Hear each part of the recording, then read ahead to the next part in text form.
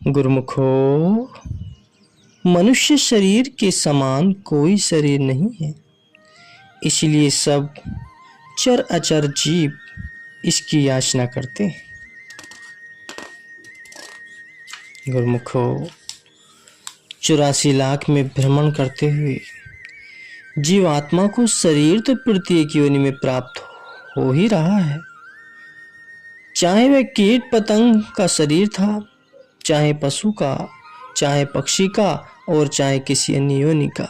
परंतु अन्य योनि में भ्रमण करते हुए उसे जो जो शरीर प्राप्त हुए उनमें और मनुष्य शरीर में महान अंतर है। उदाहरण स्वरूप आप लोगों ने सड़कों पर अथवा मैदानों में इधर उधर अनेकों पत्थर पड़े हुए देखे होंगे। उन पत्थरों का कोई विशेष मूल एवं महत्व नहीं होता। इसके विपरीत पारस भी एक प्रकार का पत्थर होता है। आम पत्थरों की तुलना में पारस पत्थर का मूल्य एवं महत्व बहुत अधिक होता है। यदि यूं कहा जाए कि उसका मूल्य आका ही नहीं जा सकता तो कोई अचंभे वाली बात नहीं है, क्योंकि पारस में यह विशेषता है, यह गुण है कि उसके स्पर्श मात्र से ही लोहा सोना बन जाता है।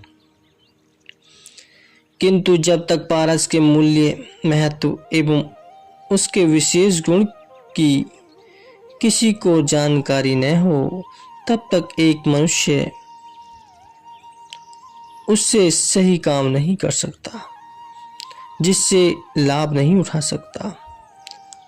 पारस की जानकारी कहाँ से प्राप्त होगी?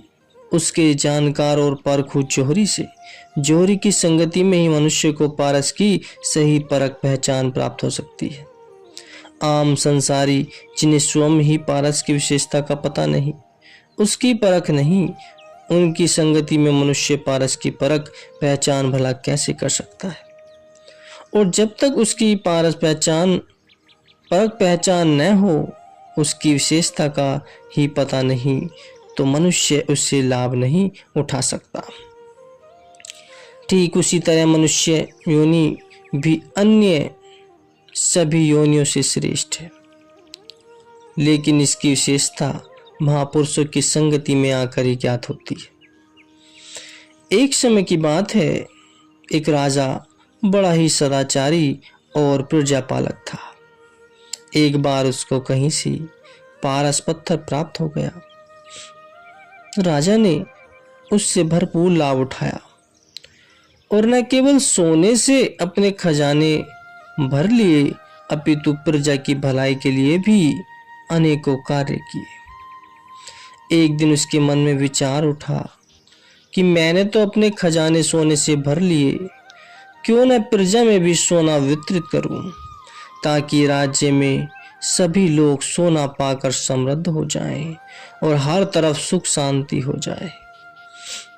यह विचार कर उसने मंत्री को बुलवाया और उसे अपने विचार से अवगत कराया। परिणाम स्वरूप पूरे राज्य में घोषणा करवा दी गई कि अमुक दिन से राजा साहिब अपनी प्रजा को खुले हाथों सोना बांटेंगे। सभी लोग राजधानी पहुंचकर राजा से सोना प्राप्त करें और धनवान बन जाएं। घोषणा सुनकर लोगों के ठट राजधानी पहुंचने लगे और नगर के निकट ही एक नदी बहती थी। उसके किनारे सब प्रबंध किया गया। सोना प्राप्त करने के लिए लोगों की वहां लंबी पंक्ति लाइन लग गई। शुभ मुहूर्त में राजा ने नदी में स्नान किया और लोगों में सोना बांटना आरंभ कर दिया।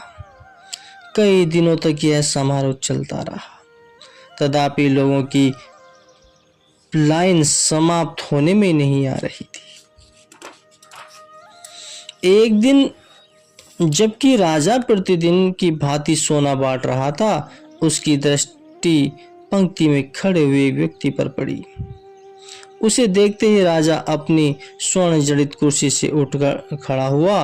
वह व्यक्ति उसका कई वर्षों तक शिक्षक रहा था। उसने न केवल राजा को पढ़ाया लिखाया ही था, अपितु राजनीति, सदाचार आदि भी शिक्षा दी थी। राजा ने उसे आदर सम्मान सहित अपनी कुर्सी पर बिठाया। तत्पश्चात यह सोचकर कि ये मेरे शिक्षक अध्यापक रहे हैं, इनका मुझ पर बहुत उपकार है, इसलिए इन्हें थोड़ा सा सोना देने की अपेक्षा क्यों न पारस पत्थर ही दे दिया जाए।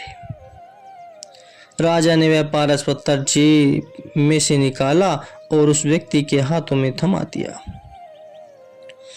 किंतु उस व्यक्ति को पारस की परख पहचान तो थी नहीं, अतः उसने उसे एक साधारण पत्थर ही समझा। उसने मन में सोचा कि देखो, राजा दूसरों को तो खुले हाथों सोना देता रहा, परंतु मेरे साथ अब मजाक कर रहा है। मुझे सोना देने की बजाय राजा ने यह पत्थर का टुकड़ा पकड़ा दिया है। वह क्रोध से भड़क उठा और लाल पीला होते हुए बोला, मेरे साथ मजाक करते हो, लोगों को तो सोना दे रहे हो और मुझे यह पत्थर पकड़ा रहे हो। यह कहते हुए उसने पारस नदी में फेंकने को हाथ ऊंचा किया। राजा ने जब देखा कि वह पारस नदी में फेंकने जा रहा है तो वह तेजी से उसकी ओर झपटा, परंतु तब तक वह पारस को नदी में फेंक चुका था। राजा ने कहा, यह आपने क्या किया? जिसे आपने साधारण पत्थर समझकर नदी में फेंक दिया, वह तो पारस पत्थर था। इसकी सहायता से मैं सब लोगों को सोना बांट रहा था, अन्यथा मेरे पास इतना सोना कहां से आया? मैंने तो यह सोचकर आपको यह पारस पत्थर दिया था कि आप अपनी इच्छा अनुसार जितना भी सोना चाहे बना लें, परंतु खेद है, अफसोस है, आपने उसे नदी में फेंककर बहुत हानि कर ली।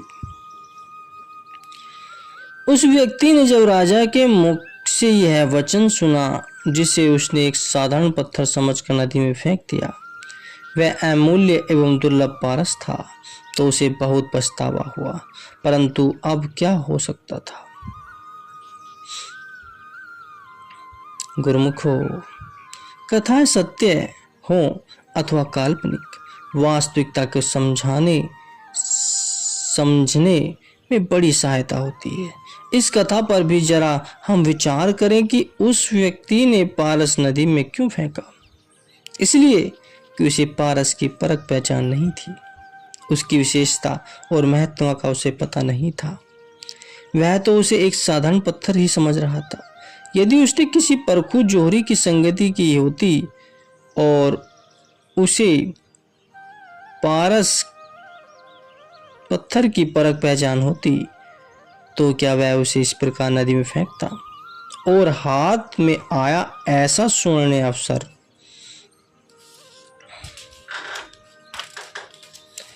ही व्यर्थ करता? कदापि नहीं। प्रत्युत वह उस अवसर से पूरा लाभ उठाता। ठीक इसी प्रकार आम संसारी मनुष्य भी, जिन्हें सत्पुरुषों की संगति प्राप्त नहीं हुई, इस शरीर को आम योनियों के शरीरों की तरह समझकर उसे व्यर्थ गवा देते हैं। सहजोबाई कहती हैं, आए जगत में क्या किया, तन पाला की पेट, सहजो दिन धंधे गए, रैन गई सुखलेट। रैन गवाई सोई करी, दिवस गयो खाए, हीरा जन्म अनमोल था, कोड़ी बदले जाए। किंतु जिन्हें सौभाग्य से संत सत्पुरुषों की संगति प्राप्त हो जाती है और उनकी संगति के प्रताप से मनुष्य शरीर के मूल्य, महत्व एवं विशेषता का पता लग जाता है कि इस शरीर द्वारा जीव उचित साधन अपनाकर ब्रह्म बन सकता है, नर से नारायण हो सकता है, आत्मा को परमात्मा के संग मिलाकर परमात्मा स्वरूप हो सकता है। वे मनुष्य जन्म के इस स्वर्ण अवसर को व्यर्थ नहीं गवाते, प्रत्युत उससे पूरा लाभ उठाते हैं। इसलिए इस दुर्लभ एवं श्रेष्ठ मनुष्य शरीर को पाकर जीव का यह सर्वप्रथम कर्तव्य हो जाता है कि वह इस जन्म में ही भजन भक्ति तथा नाम की कमाई करके परमात्मा प्राप्ति का यत्न करे। इस श्रेष्ठ मनुष्य जन्म को संसार के अन्य कर्मों में ही नष्ट न कर दे। सत्पुरुष फरमाते हैं कि ये जीव, यह तो तुझे मनुष्य शरीर प्राप्त हुआ है, यह परमात्मा से मिलने की बारी तेरे हाथ में आ गई है। यह परमात्मा से मिलने का स्वर्ण अवसर तुझे मिल गया है। इस जीवन का वास्तविक कार्य यही है और अन्य सांसारिक कार्य व्यवहार परमात्मा प्राप्ति के इस कार्य में तेरे काम नहीं आएंगे। इसलिए तू संत सद्गुरु की शरण संगति ग्रहण कर और उनकी संगति में रहकर नाम सुमरन में लग जा। नाम के सुमरन से ही ध्येय की पूर्ति होगी। महापुरुष फरमाते हैं कि जीवात्मा को जो अंत्यकाल तक अन्य योनि में भ्रमण करने और दुख कष्ट उठाने के उपरांत सौभाग्य से मनुष्य शरीर की प्राप्ति हुई, तो यह एक प्रकार से उसके हाथ दांव लग गया है। अतएव इस स्वर्ण अवसर को पाकर मनुष्य को अभी भी चूकना नहीं चाहिए। प्रत्युत इस अवसर से पूरा लाभ उठाकर इस जन्म में ही परमात्मा की प्राप्ति कर लेनी चाहिए। सांसारिक कार्य व्यवहार में भी प्राय देखा जाता है कि किसी मनुष्य को चाहे वह किसी की भी क्षेत्र में कार्यरत हो, यदि कोई लाभ का या उन्नति का अवसर मिल जाता है तो वह उस अवसर से पूरा लाभ उठाने का यत्न करता है।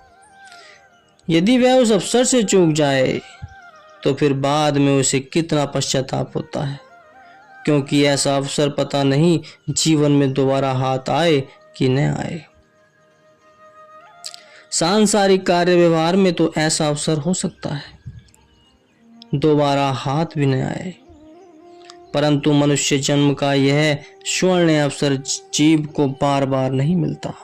एक बार यदि यह अवसर हाथ से निकल गया तो क्या ऐसा अवसर अर्थात मनुष्य जन्म पुनः मिल सकेगा? सर्व सत्पुरुष तो चेतावनी भरे शब्दों में करते हैं कि मनुष्य जन्म दुर्लभ है, होए न बारंबार। तरुवर से पता झरे, बहुरी न लागे डार। जैसे वृक्ष से जब पत्ता एक बार टूट कर गिर जाता है तो वह दोबारा डाली के साथ नहीं लगता, वैसे ही मनुष्य जन्म तो अत्यंत दुर्लभ है और चिरकाल के उपरांत जीव को मिलता है। इसकी प्राप्ति भी बार बार नहीं होती। इसलिए मनुष्य जन्म के इस दुर्लभ अवसर से पूरा लाभ उठा लेना चाहिए और इसमें भजन ध्यान और नाम की कमाई करके अपने लक्ष्य की प्राप्ति कर लेनी चाहिए। यदि आलस्य एवं प्रमाद में पड़कर इस अवसर से चूक गए तो फिर समझ लो कि जीवन की बाजी हार गए। परम पिता परमात्मा ने तो अति कृपा करके यह सुअवसर प्रदान कर दिया है। अब मनुष्य इसमें जीवन की बाजी जीते या हारे, यह उसके अपने ऊपर निर्भर है। महापुरुष तो जीव को हर समय इस बारे में सचेत करते रहते हैं। परम संत श्री कबीर साहिब जी कहते हैं, यही तेरा अवसर यही तेरी बार, घट भीतर ही तू देखूं विचार।